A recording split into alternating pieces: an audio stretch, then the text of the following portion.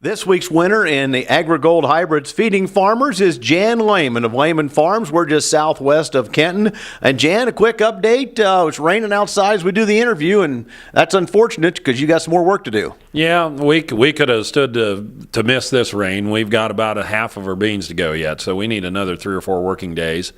And it's going to help the stuff that we have in, but we could have stood a couple more working days here without this.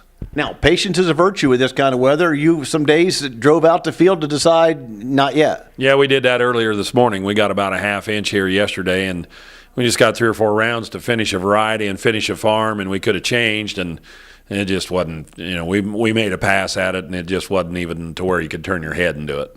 Now, a lot of people made the choice to plant Mother's Day weekend, and it didn't work out, and you couldn't even get near the field that weekend.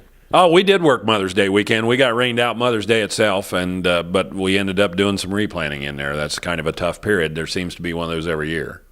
As you look at soybeans in particular, you do an identity preserved program, have for years. This works well for you.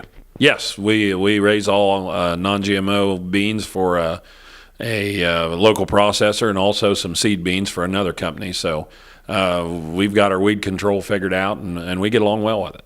And the marketing, you like the idea of the idea to get a bonus, and you got to do some things differently, but it pays. Yeah, we actually the cost of the system itself is about the same as a Roundup Ready, but the premiums involved and the marketing flexibility and so on that we have in it, I guess we feel like we've done well with it, and we don't raise any Roundups, so we don't have some of the work of cleaning equipment and so on out that way. We still have to clean between varieties, but you don't have to use a toothbrush on a combine like you would if you were going between Roundups and non-GMOs.